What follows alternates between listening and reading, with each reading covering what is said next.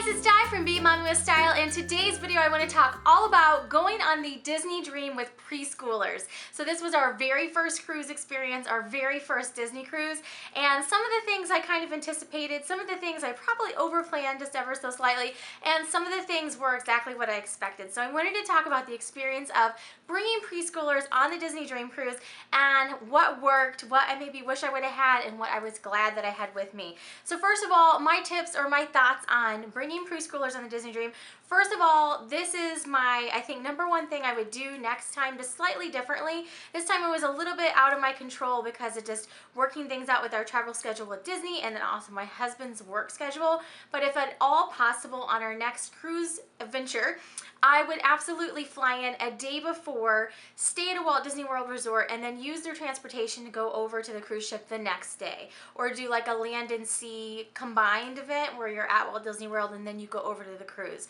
To fly in the morning worked fine. Our flight wasn't delayed, thank goodness, and we made it just fine, but the girls, everyone was exhausted by the evening, and you could see at dinner that everyone was just basically wilting by like 5:45 at night. We had the early dinner time, but the first night we just lost so much steam because we were all so tired for getting up at like 3:30, 4 o'clock in the morning that we were just really quite done. The girls got a second wind and they were able to go to the Oceaneer Club and play for a little while, but I think definitely what I would do next time is plan to arrive a day before so that way we can get to the cruise ship early on our cruising day, explore the ship, go to the pool, and really make the most of that day for sure.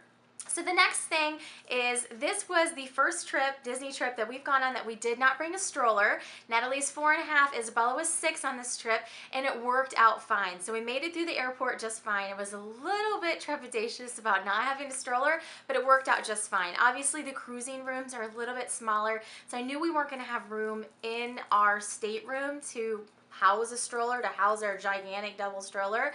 So that just wasn't on the table for this trip.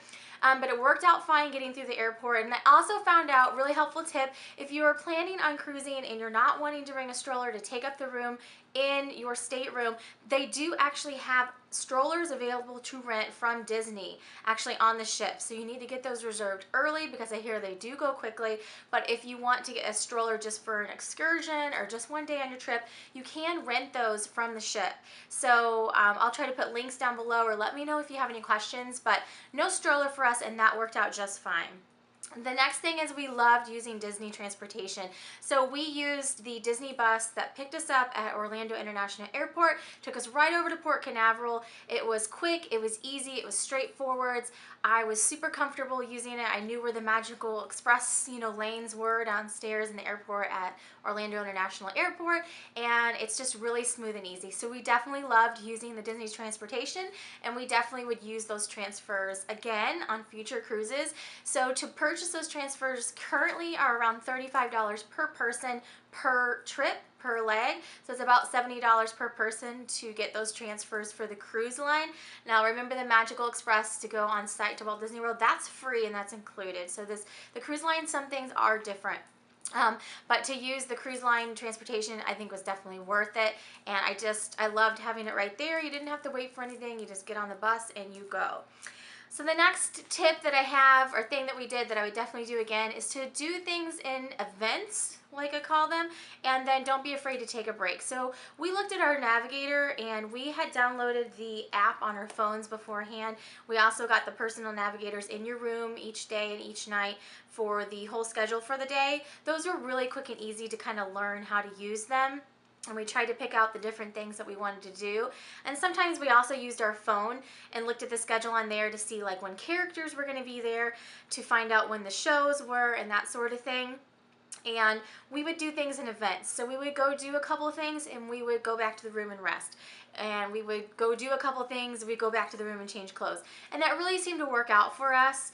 Just those little mini breaks in there, not necessarily anyone like took a nap or anything, because my girls don't really nap anymore. Although Natalie did fall asleep while I was at the Mix and Mingle the first night. Natalie was asleep and my husband had to wake her up to go to dinner. But as a general, thing, we would just take a little break and then we'd be, get a little recharge and be ready to go. So the next thing, which I'm sure a lot of people would do anyways, is go to the Oceaneer Club open house on the first night. It was fantastic to get in there with the girls and be able to go in and play and see what they were going to be doing in the Oceaneer Club, which my girls ended up spending a lot of time in there, so I'm glad I got a chance to see it. So the open house is on the first night, and all the times will be in your personal navigator, and it's a time when the parents can go into the club with the kids and, you know, check everything out. If it's your first time there, you can see all the activities. They can meet the youth team counselors that are going to be there. And the Oceaneer Club is for ages 3 to 12. I'm going to do a whole video just dedicated to the youth activities on the ship, the Oceaneer Club, the Oceaneer Lab, and I'll touch on It's a Small World Nursery. Although we didn't use it, I did get some great information on it. But the Oceaneer Club and Lab are free. They're included with your cruise. So the kids could drop in and come and go as they pleased. And as we found, it worked really well because you have wave phones in your room, which are phones that work on the ship and like on the island at Castaway Cay. And so for Natalie, for instance, she would page us and let us know that she was hungry and she wanted to go get something to eat, and we'd go get her something to eat and she'd go back and play longer. Isabella, we would check in occasionally and see if she wanted to go do stuff with us. Isabella was quite content just to hang out in the club. She loved the independence. She loved the freedom. I literally think one day she was in there for like 8 hours. So your kids can use it as much or little as you are comfortable with, as they're comfortable with, and they can kind of come and go, which I love that aspect. That was a totally new aspect from any of the other vacations that we've done. And Isabella loved the independence and she loved the Oceaneer Club. They both loved it. Isabella was there like constantly. So definitely go to the open house so you can see what they're going to be doing and what activities they have on that first night. And the other thing is, for swimming, we brought our puddle jumpers from home. So the puddle jumpers are like the little foam life vests. They go around the center chest and they have things on the arms. We actually only recently got those and the girls were really liking them. So they do provide life vests, like traditional life vests for the kids to swim in on the ship if you don't want to bring you know, life vests from home, or you don't have them, or they're just obviously really bulky to put in luggage. We happen to have the room in our luggage and we did bring our own and we really liked it. So if your kids are very attached to that type of flotation device, I saw other kids running around in those as well. If you have the room, I'd say definitely bring them along because my kids enjoyed using those in the pools and for water events. The next thing is, of course, I'm sure a lot of people, if you have kids in the younger age categories, will be looking for these events as well, but especially in the morning. I know you want to sleep in, but there were so many great dance parties that we went to that there really wasn't that many people there. It was actually really great because the kids got to really interact with the characters and have fun and just play with the characters. It was really neat. Unlike anything else that we had done at Walt Disney World before, the characters would stop in, play with the kids, do games with them, and it was like its own little special event. So we did Mickey's Puzzle Playtime at the Oceaneer Club, where the kids had to put puzzles together, and then once they put it together, that character appeared. So that was a lot of fun. And then we also went to the Jake and Sophia Pirate and Princess Dance Party. That one was a little bit more crowded because it was in the afternoon, so it seemed like things got more crowded as the day went on. But that one was a lot of fun, and the kids went and danced. And I also, one morning, as I was going to one of the meetings that I was going to, saw Goofy in the D Lounge. He was doing like a morning, you know, like dance party thing. There wasn't that many people there. So if your kids like to interact with the characters, definitely check out those character events and try to get some of those into your schedule. So those were my thoughts on cruising with preschoolers. Honestly, all in all, it was easier than I really thought it was going to be. They had bunk beds, which one pulled down from the ceiling, which was really, really cool. Isabella loved that. She slept up there. And then the bottom little couch made into a bunk bed for the bottom. That's where Natalie slept. The kids slept great. We didn't have any issues with the bunk beds. And it worked out really, really well, being in a room that had the bunk beds and then the larger bed over to the side for us. I didn't really know 100% what to expect from a cruise since this was our first cruise. So that aspect of it was a little bit scary for me, to be honest. Because when I go to Disney World, I literally have been there so much, I know where the bathrooms are. So if my child says, I have to use the potty, I can mentally just pull up the map of Disney World in my head and just run to the nearest bathroom for most of the parks. Some of the parks I'm still learning. Hollywood Studios I probably don't know as much. But like if we're at Magic Kingdom, I know where the restaurants are, I know where the bathrooms are, I know where the shopping is. Literally don't use a map to get around there. So the whole aspect of not knowing the layout of the ship was a little bit scary for me, just as a person, not necessarily as a mom, but it was something new. It was something new for all of us. So that part was neat, and I got comfortable with it very, very quickly. The app, definitely download that before you go. I use the deck plans to get around a lot. If I was trying to find a bathroom when we were out and about, you can find all of that on the Disney Cruise Line app. So definitely download that. My husband also and I used it for chatting back and forth, which you'll see in the videos a couple times. And that worked well because we just put our phones on airplane mode and then used the Disney Cruise Wi-Fi, and we could chat back and forth, and it gave you a notification right here on the front of your phone if he was texting me trying to, you know, find out if I was done doing one of my meetings or whatever. And it worked great for communication between our two parties in our group if we weren't together. So moving on, the things that I was glad that I had and things that I would want to bring more of next time. So first of all, I was glad that I brought extra clothing. You know, you always want to ride that fine line between having enough and not bringing too much, and I brought a couple extra outfits for the girls, and I don't regret that because a couple of the days they had to change clothes for whatever reasons. Natalie did have one like run to the bathroom one time when I was trying to scramble to search and find where there was one in the area that we were at on the ship. So it's always good to have those extra clothes. I don't regret bringing extra outfits. In fact, we used a large majority of them, either changing clothes because they were sweaty or wearing clothes over pool clothes and then changing clothes for dinner later at the night. Extra clothes were great. Also, extra shoes.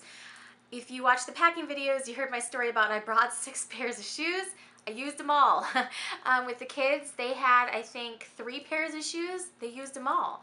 So I don't mind that I brought the extra shoes. I would definitely do that again. With the cruise, it's unique in that you need a lot of different variety of outfits and shoes. Like for dinner at night, you don't want to be in a bathing suit, but then during the day at the pool or the beach, you need bathing suit and flip-flops and all that sort of thing. So you do need multiple kinds of outfits.